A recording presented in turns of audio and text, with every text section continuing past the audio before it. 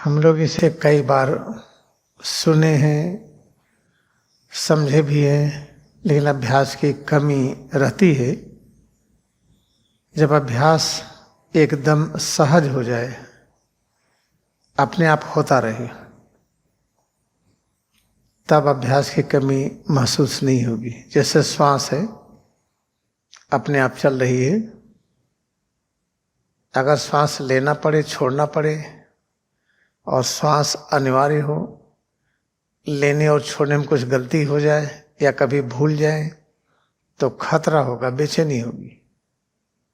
श्वास अनिवार्य है, इसलिए स्वतः चल रही है।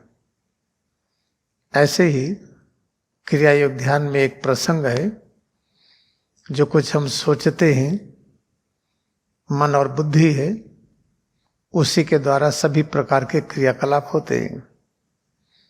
बुद्धि से सोच करके मन के द्वारा करते हैं, लेकिन मन और बुद्धि दोनों ये माया के भाग हैं। माया किसको कहते हैं? जो चीज हो ना और लगे।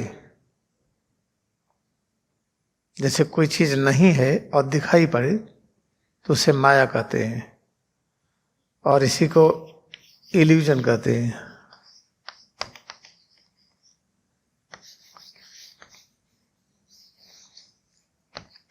अब देखिए, अगर ये विज्ञान आप पढ़ रहे हैं तो बड़ा ये अटपटा सा लगेगा। कहीं पर कहिए भाई बुद्धि से सोचिए, मन से काम करिए, होगा नहीं, क्योंकि दोनों का अस्तित्व है नहीं।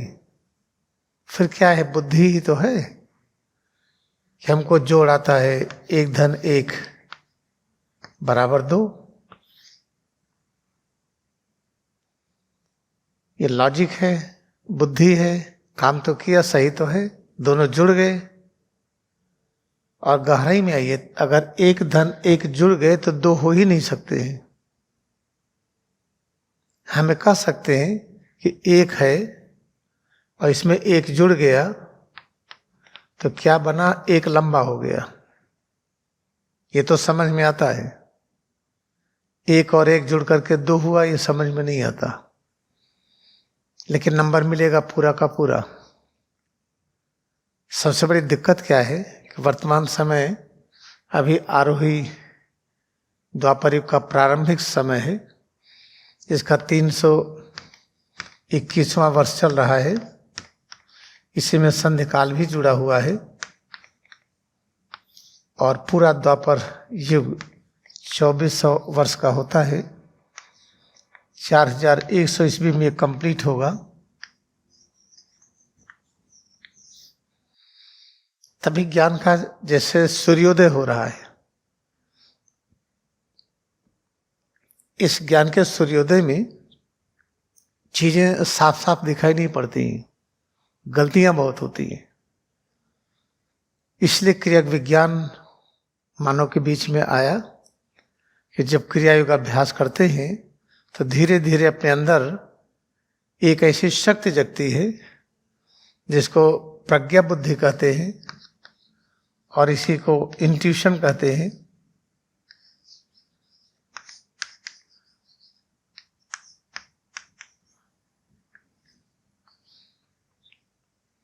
जब इंट्यूशन जगता है तब बुद्धि और मन गायब हो जाते हैं।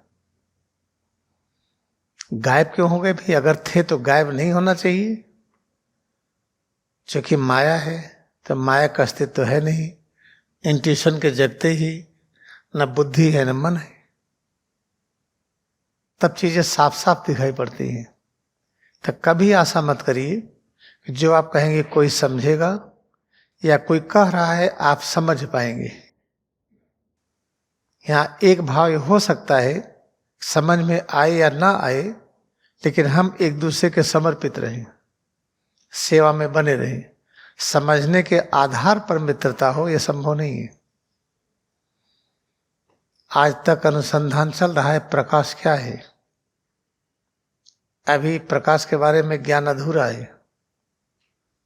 आसमान क्या है, वायु क्या है, अणु परमाणु क्या है, अभी अनुसंधान हो रहा है। तो इसलिए हम लोग ये निश्चित कर लें आज से, समझ के आधार पर मित्रता न करें। मित्रता करना स्वभाव है। कैसे? पैर के बारे में पता नहीं तब भी पैर साथ में है। कुछ हो गया, दोनों हाथ जुट जाते हैं ठीक करने के लिए।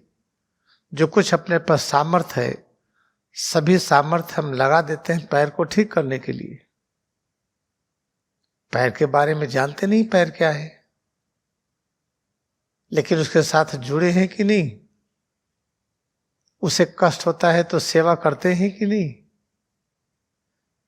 जब हम क्रिया का अभ्यास करते हैं, स्वरूप में एकाग्र होते हैं, स्वरूप के पूरे अस्तित्व को सद्भावना, सद्विचार, सच्चित धारणा के साथ स्वीकार कर लेते हैं, तो ये भावना प्रकट होती है।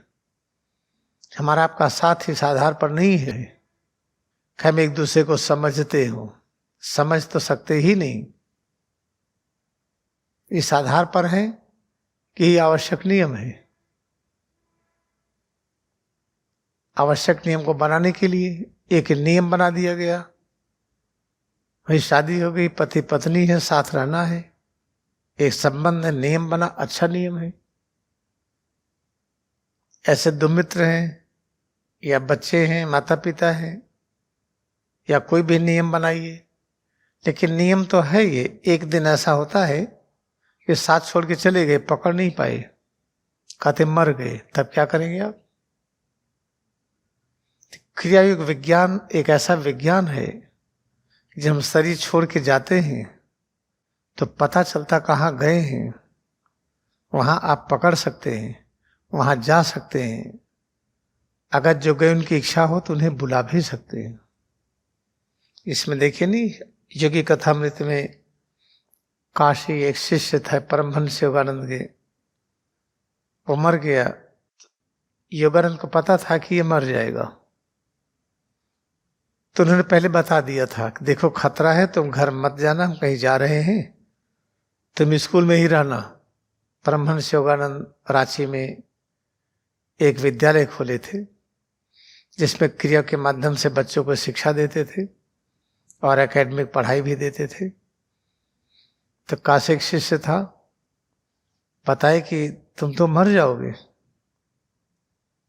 कहीं जा रहे थे, कहीं घर जाना मत। जैसे परमहंस योगानंद कहीं पर गए थे, उसके घर वाले आए, उसको ले जाने लगे, वो मना किया, तो बोले पुलिस को बुलाते हैं, जबरदस्ती ले जाते हैं।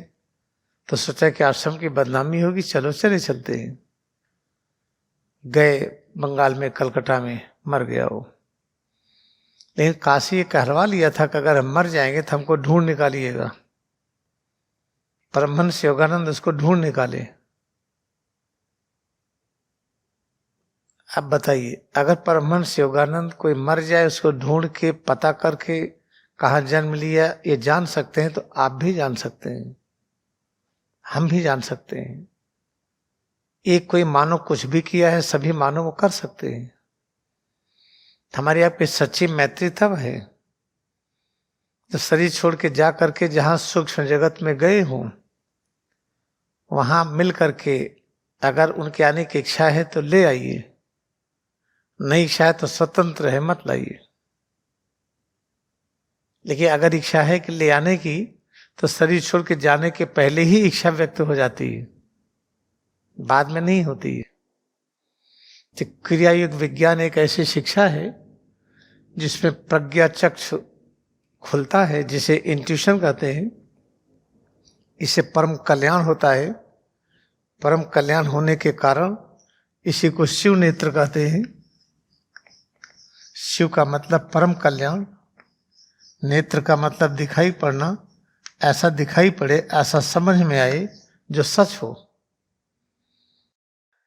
इसलिए आधुनिक युग में क्रिया विज्ञान की आवश्यकता आ गई, क्योंकि आरोही द्वापर का 321वां वर्ष चल रहा है।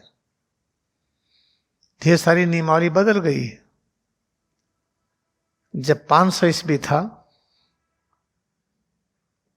ये कलिकाल का अंधकारमय युग, 500 ईस्वी के पहले 1200 वर्ष कलिकाल का चढ़ता उतरता हुआ, आगे 1200 वर्ष कलयुग का चढ़ता हुआ, 500 वर्ष ये जो था, 500 ईस्वी, ये सबसे डार्केस्ट फेज है ये। इस समय अत्याचार चरम सीमा पर था। उसी समय स्लेव परंपरा थी। एक एक राजा के कई 100 स्लेव होते थे, जिसको गुलाम कहा जाता था। अब इस समय चूंकि हम लोग इस द्वापर में हैं, 321वां वर्ष चल रहा है, तो हमारा जागरण हो गया है। कल काल में था कि जब जाना होगा तब जाएंगे, समय से पहले कोई ले नहीं जा सकता है। उसमें कहानियां भी बनाते हैं उल्टा सीधा। एक कबूतर था, उसको जाने का समय आया, पता नहीं कहाँ से कहाँ था, तो वहां पर गया कि बाज पकड़ा और ले गया। सब झूठी झूठी कहानियां बनाते हैं। ये भी झूठी कहानी बनी है कि नारद जी किसी गांव में गए, किसी लड़की का हाथ देखे, सोचे कि इसका जिससे विवाह हुआ तो विष्णु होगा, तो हम ही क्यों उससे विवाह न कर लें। अगर नारद का ये रूप है कि सूक्ष्म जगत, भौतिक जगत, कारण जगत में जब चाहें तब जाएं और आएं और सत शरीर बने रहें, तो ऐसे अस्तित्व में आदमी किसी चीज से मोहित नहीं होता है। वो ज्ञानमय है। जब ज्ञानमय है तो ज्ञान से मोहित क्या होगा। शक्तिमय है, शांतिमय है, आनंदमय है, अमर है। तो सब कहानियां बना करके जनता को भरमाया जाता है, वास्तविकता नहीं होता है। तो अब आप देखिए हम कहना क्या चाह रहे हैं। आज हम लोग संकल्प लें, आपस में वार्तालाप करके झगड़ा ना करिए। हमने कहा था आप समझे नहीं, आपने कहा मैं समझा नहीं, इसी में झगड़ा शुरू हो जाता है। ये मान करके चलिए कि हम समझ सकते ही नहीं, लेकिन एक साथ रहना अनिवार्य नियम है। और एक साथ नहीं रहेंगे तो विपत्ति आएगी, दुख आएगा, तकलीफ आएगी, तरह तरह की आपदाएं आएंगी। अगर पूरे परिवार में 20 लोग हैं, 20 लोग एक साथ रहिए। कहीं 20 लोग रहते काम नहीं करते हैं, अलग अलग हो जाने पर काम करेंगे, ये सही नहीं है। अगर 20 लोग एक साथ रहें, पूरे खुशी से रहें, तो काम कई गुना ज्यादा होगा। आप कहते 2 पैर है, 2 हाथ है, ये चारों एक साथ रहते काम नहीं करेंगे। एक को काट के निकाल दीजिए, ज्यादा काम करेगा, तो ऐसा कहीं होता है। सिर से पैर की उंगली तक 24 तत्वों का संयुक्त रूप है। ये 24 तत्व हमेशा रहते, बड़े आलसी, काम ही नहीं करते। इनको अलग अलग कर दीजिए तो काम करेंगे। कि काल्पनिक विचारधारा मत बनाइए कि परिवार में 20 लोग हैं, काम नहीं करते हैं, अलग अलग हो जाने पर काम करते हैं। अलग अलग होने पर काम नहीं करते हैं, परेशान हो जाते हैं, रोटी दाल के लिए तड़पते हैं। 20 आदमी होते हैं तो 4 आदमी ये काम करेंगे, 2 आदमी ये करेंगे, 2 आदमी ये करेंगे, पूरा घर एकदम स्वर्ग होता है। जैसे पूरा शरीर है, बोल क्या रहा है, वोकल कार्ड, और तो नहीं कहीं पर वाणी आ रही है, आंखें देख रही है, तब पैर न देखता है न बोलता है, लेकिन पैर साथ है कि नहीं। और ये नहीं देखिए जो बाल है, इसको इतनी संवेदना नहीं कि काटो तो इसको दर्द हो। जैसे एकदम सुन्न है, ये सुन्न है, पड़ा हुआ तब भी तो सिर पे है। जैसे सिर से पैर की उंगली तक, इसके अंदर के प्रत्येक अंग की अनिवार्य आवश्यकता है। इसमें 24 तत्व सबकी अनिवार्य आवश्यकता है। ऐसे समाज में जितने तरह के लोग हैं, सबकी आवश्यकता है, किसी की निंदा नहीं होनी चाहिए। तो कैसे ऐसा हम करें कि निंदा न हो, एक कठिन काम है। जब सिर से पैर की उंगली तक इस अनुभूति को हम सद्भावना के साथ स्वीकार करें। सद्भावना क्या है? सद्भावना को ट्रू आइडिया कहते हैं। तो सद्भावना है क्या? ट्रू आइडिया है क्या? ये जो हम अनुभव करते हैं, ये अमरता की अनुभूति है।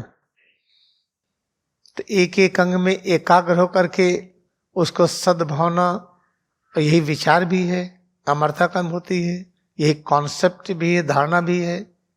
एक एक अंग में एकाग्र होकर के उसको सद्भावना, सद्विचार, सचित धारणा के साथ बार बार उसका स्वागत करिए।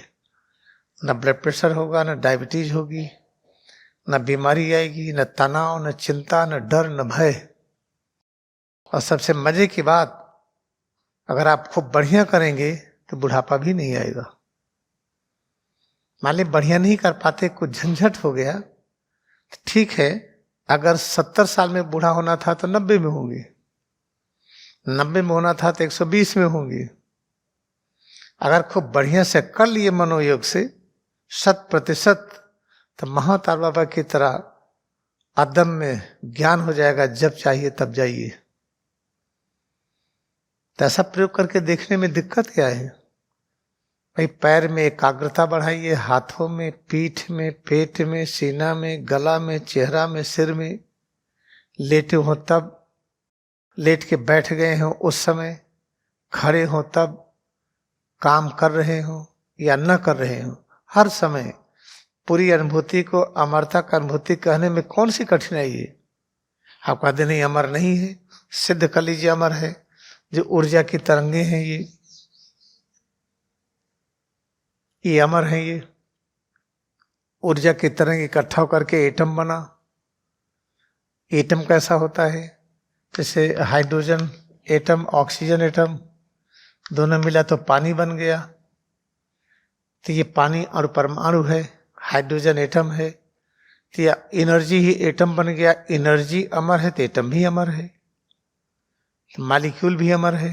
सिर से पैर की उंगली तक क्या कहते हैं? इसमें protein molecule, carbohydrate, fat, fatty acid, glycerol, vitamins, hormones, enzymes, यही तो है।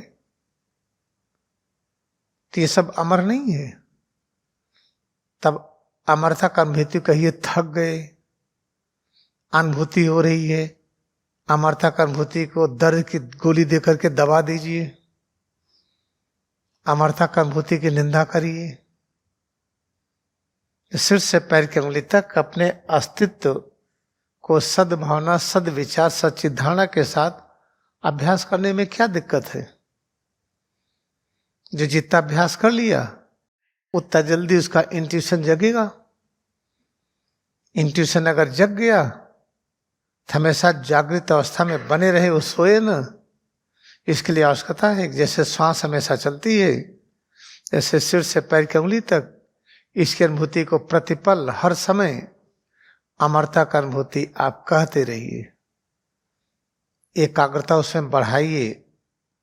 जब आप चलते हैं तो जो अनुभव होता है कड़ापन, ढीलापन, उसकी अनुभूति बनाए रखिए। अमरता का अनुभूति कहते चलिए। देखिए आपकी बीमारियां ठीक ना हो जाए तो कहीं। अब आप 10 मिनट सुबह करेंगे, 1 घंटा करेंगे, 1 घंटा शाम को हुआ है कैंसर, तो कैसे ठीक होगा? कैंसर का मतलब ऐसी बीमारी जो कंट्रोल के बाहर है। ऐसे ही अनेक और बीमारियां, डायबिटीज है, ब्लड प्रेशर है, इम्यून डिसऑर्डर है, और जो हार्मोनल डिसऑर्डर, सब इम्यूनिटी कम है।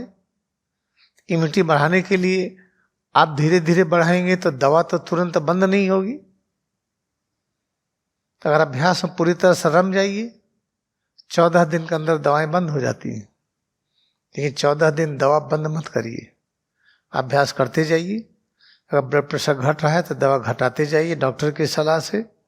डायबिटीज घट रही है तो दवा घटाते जाइए। अचानक बंद न करें। अचानक बंद तब करें, सब छोड़ करके हमारे साथ आ जाइए, फिर हम बंद करा देंगे। जब तक पूर्णकालिक साथ नहीं है तब तक दवाओं का उपयोग करते हुए अभ्यास का क्रम बढ़ाते जाएं और अपना पैथोलॉजिकल मेजरमेंट रखें। जैसे जैसे डायबिटीज, ब्लड प्रेशर और हार्मोन के डिसऑर्डर जैसे जैसे कम होने लगे, वैसे वैसे दवाएं कम होने लगेंगी। एक दिन दवाएं बंद हो जाएंगी। 100% निदान, 100%। एक भी केस नहीं है जो ठीक न हो। कोई करे तो आज के कार्यक्रम का निष्कर्ष क्या है? वर्तमान युग द्वापर का 321वां वर्ष है। तो इसको जानने से क्या फायदा है? इसको जानने से फायदा है कि अब ज्ञान का अभ्युदय हो रहा है। जब ज्ञान का अभ्युदय हो रहा है तब क्या होगा? शांति बढ़ेगी। कहीं हर जगह तो अशांति बढ़ी है, अशांति नहीं बढ़ी है, दिमाग तेज हो गया है। शासन प्रशासन में हर जगह पर क्या क्या गलतियां दिखाई पड़ती हैं। परिवार में, समाज में, हर जगह कहाँ कैसा वो चीजें पता चलने लगा। पहले पता नहीं चलता था, अब डायग्नोसिस होने लगी है। धीरे धीरे ऐसा होगा कि जो ये दिक्कतें खत्म हो जाएंगी। जैसे जातिवाद के झगड़े, फेथ, हम मुस्लिम हैं कि क्रिश्चियन है कि हिंदू है कि क्या है, ये सारे झगड़े समाप्त हो जाएंगे। फिर होगा क्या, हम अपने को समझने लगेंगे, हम भी अच्छे आप भी अच्छे हैं। जिसे अज्ञानी कहते हैं, जिसे ज्ञानी कहते हैं, दोनों की स्थितियां वैसे ही हैं जैसे नर्सरी में पढ़ने वाला लड़का और नर्सरी से पढ़ा हुआ जो एमएससी में हुआ, पीएचडी किया, प्रोफेसर हुआ, लेकिन एक नर्सरी में ही है। तो शरीर की उम्र देख करके उसकी उम्र ना आकी। तो जो नर्सरी का बच्चा है उसको आप बेवकूफ तो कहेंगे नहीं, जो पीएचडी है, प्रोफेसर है, उसको कहेंगे बड़ा ज्ञानी है। नर्सरी वाला बेवकूफ है ऐसा तो नहीं कहेंगे, नर्सरी वाला भी एक दिन वहां पहुंचेगा। तो शरीर को उम्र देख करके उम्र मत आकिए। शरीर का कोई भी रूप हो, जो अज्ञानी है नर्सरी में है, जो ज्ञानी है आगे की कक्षा में है, जिसका ज्ञान न्यूनतम है वो उच्चतम कक्षा में है। आदर सबका होना चाहिए। हम क्या करें कि समाज में सबका आदर हो, यही व्यवस्था बनानी है। नहीं तो याद रखिएगा, पुलिस के बल पर राष्ट्र में शांति संभव नहीं है। हर घर में पुलिस की ड्यूटी लग जाए तो क्या समझते शांति होगी? नहीं मिलेगी। शांति की स्थापना इसी सिद्धांत से मिलेगी जो आप सुन रहे हैं। तो आज दिन भर का निष्कर्ष क्या है? आज है रविवार, संडे। इसको सूर्य भगवान का दिन कहते, ज्ञान का दिन। अभी से लेकर के शाम तक और रात्रि तक हर समय अपनी एकाग्रता पैर की अंगुली के नाखून से सिर तक बनाए रखिए। श्वास अनुभव करते रहिए। सारी अनुभूति को स्वागत करिए, अमरता की अनुभूति है।